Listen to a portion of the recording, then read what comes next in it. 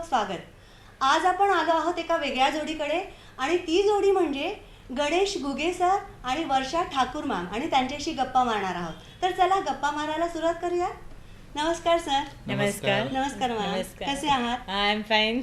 Thank you very much. आणि तुम्ही दोघांनी आम्हाला वेळ दिलात त्याबद्दल. It's our pleasure also. आमचं म्हणायचं आनंदच आहे. गप्पा मारायला सुरुवात करूया. आमचा पहिला प्रश्न, लव्ह मॅरेज की अरेंज मॅरेज? तुम्हाला काय वाटतं? मला तर तुमच्या दोघांचं कम्युनिकेशन बघून असं वाटतंय लव्ह मॅरेज असेल. You are perfect. कुठे भेटलात मग तुम्ही लोक? तसं वर्षाचं माझं फील्ड वेगवेगळं आहे. बरं. आम्ही एका क्लासमध्ये भेटलो MPSCच्या. बरं. तर तिथंच ओळख झाली आणि ओळखीचं पुढं प्रेमात रूपांतर झालं. म्हणजे जेवढं सांगतो तेवढं ते सोपं नव्हतं. हा पिरियड जवळपास 2 ते 3 वर्षाचा होता. अरे बापरे. कोची म्हणजे जास्तच पण कमी नाही. ॲक्च्युली काय असतं की त्यावेळेस एक करिअर करायचं म्हणजे एक पॅशन होतं. आणि मी भोसला मेट्रिक कॉलेजची नाशिकला डिफेन्स स्टडीजवरनं इकडे आले होते आणि मी लॉ करत होते आणि यांचं इंजिनिअरिंग फील्ड आहे. तर त्यामुळे असं कुठेच कनेक्टिव्हिटी नव्हती की आम्ही कुठेतरी एका ठिकाणी भेटू. पण म्हणतात ना, योग असेल आणि ते जोड्या बनल्या आधीच बनल्या असतात. तर मग opposite pole attract each other हे आमच्या बाबतीत अगदीच खरं. म्हणजे तो खूपच कमी बोलतो, मी जास्त बोलते. Everything is very true. तर आम्ही मग त्या MPSCच्या क्लासमध्ये भेटलो. आम्ही दोघंही तिथे प्रिपरेशन करत होतो आणि पहिले 1-1.5 वर्ष तर फक्त मैत्री आणि या स्वरूपातच होतं. आणि he used to guide me. Actually खरं सांगायचं तर त्यानेच गाईड केलं आहे. जी आज मला जो एक दिशा मिळाली डेप्टी कलेक्टरचा अभ्यास कसा करायचा वगैरे.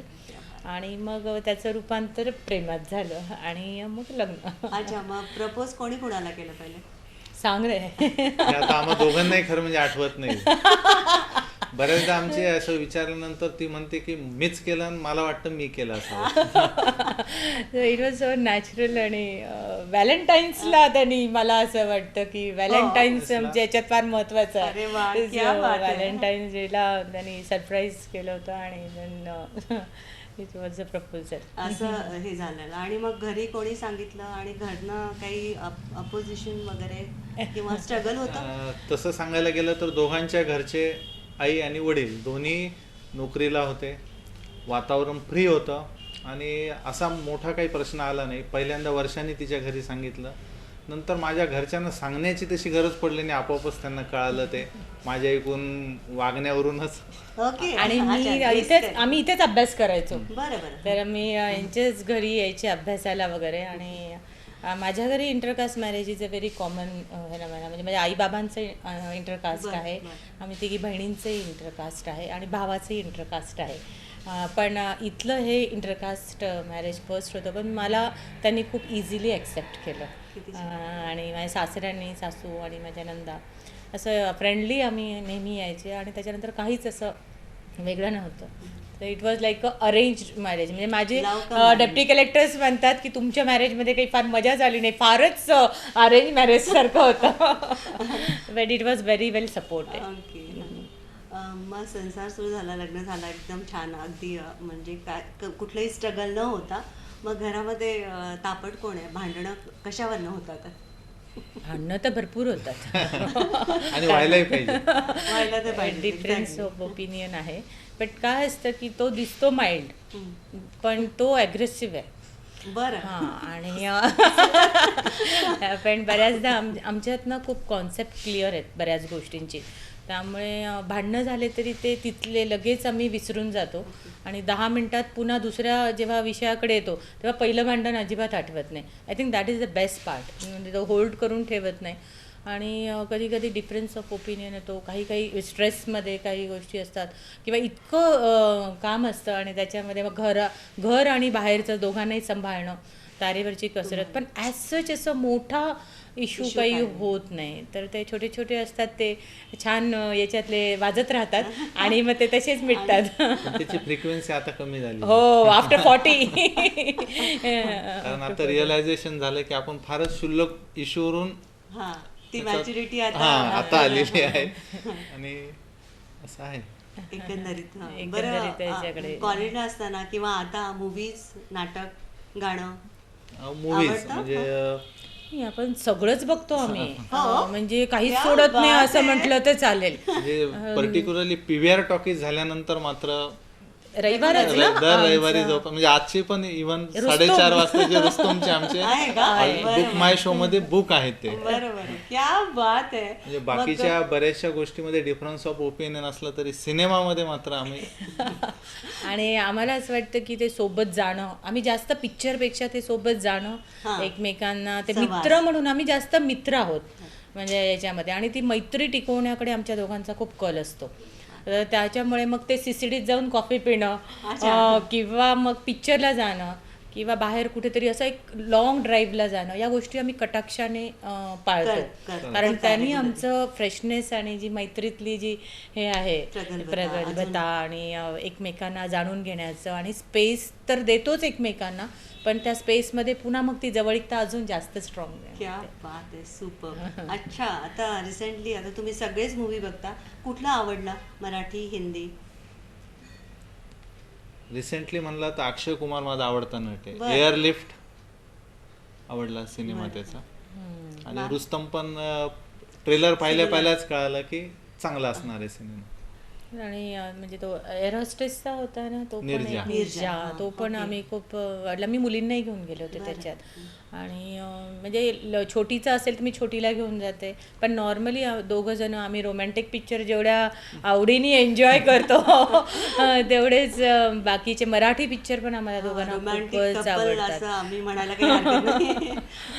बरं, एखादं गाणं कुठल्या मूवीतलं गुणगुणाल आमच्यासाठी, अनुरूपसाठी? ऍक्च्युली खरं ना, आम्ही दोघंही गाणं गाण्यात फारच वाईट आहे, तुला साथ द्यावी लागेल मी म्हणजे. देईल ना, पण गाणं हे आमचं क्षेत्रच नाही, त्याच्यामुळे कुठलं रे गाणं गायचं म्हणजे अवघडच आहे. You can suggest something. तुमचं फेवरेट एखादं गुणगुणाल आमच्यासाठी, 2 ओळी चालते.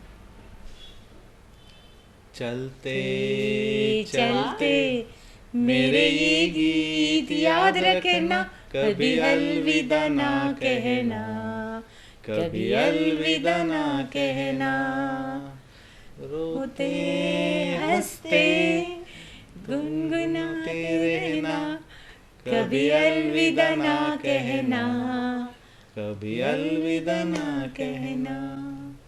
सुपर. मला माहित नव्हतं आणि जास्तच छान गायला आज माझ्यापेक्षा. मस्त मस्त अगदी. मॅम, तुम्ही एखादा तुमचा फेवरेट? चलते चलते झाला, आता परत आपण बॅक येऊया. होले होले साजना, धीरे धीरे साजना, जरा होले होले चलो मोरे साजना, हम भी पीछे है तुम्हारे, कैसी भीगी भीगी रुत है सुहानी, कैसे प्यारे नजारे, ले चलो मोरे साजना, हम भी पीछे है तुम्हारे. वा, मस्त मजा आणली मॅम. मॅम, आता तुमचं फेवरेट एखादं गाणं, मराठी पण चालेल आम्हाला. ओके, आपण गाऊया ना ते मराठी. तुझी चाल तुरु तुरु, उडती केस बुरु बुरु, तुझ्या डोळ्यावर बटलली, जशी मावळ्याच्या उन्हात केवड्याच्या वनात नागिन सळसळली. वा, मॅमचे आणि सरांचे हे वेगवेगळे गुण पण आपण बघतोय अनुरूपच्या माध्यमातून. Ma'am, thank you very much. It was super. It was super. Thank you. Back to the track. तुमच्या दोघांच्या एकमेकांकडनं अपेक्षा 3 आम्हाला शेअर करायच्या, आम्हाला सांगायच्या. पहिले तू. Ladies first. ऍक्च्युली असतील तर अपेक्षा, 3 अपेक्षा आम्हाला पाहिजे. अच्छा, एकतर हा खूप कमी बोलतो, असं मग मला असं नेहमी वाटतं की याने थोडंसं माझ्याशी जास्त बोललं पाहिजे. मग त्याचं उत्तर त्याच्यावर असं असणार आहे की तू संधीच देत नाही. उत्तर पण माहिती आहे. उत्तर पण माहिती आहे मला. ही एक अपेक्षा आहे. दुसरं खरं तर त्याच्या कंप्लेंट्सला फार कमी आहे माझ्याकडे, कारण नॉर्मली सगळ्याच गोष्टी आम्ही बरोबर कॉम्पन्सेट करून घेतो. तर गिफ्ट्स देत नाही आणि very bad in giving gifts.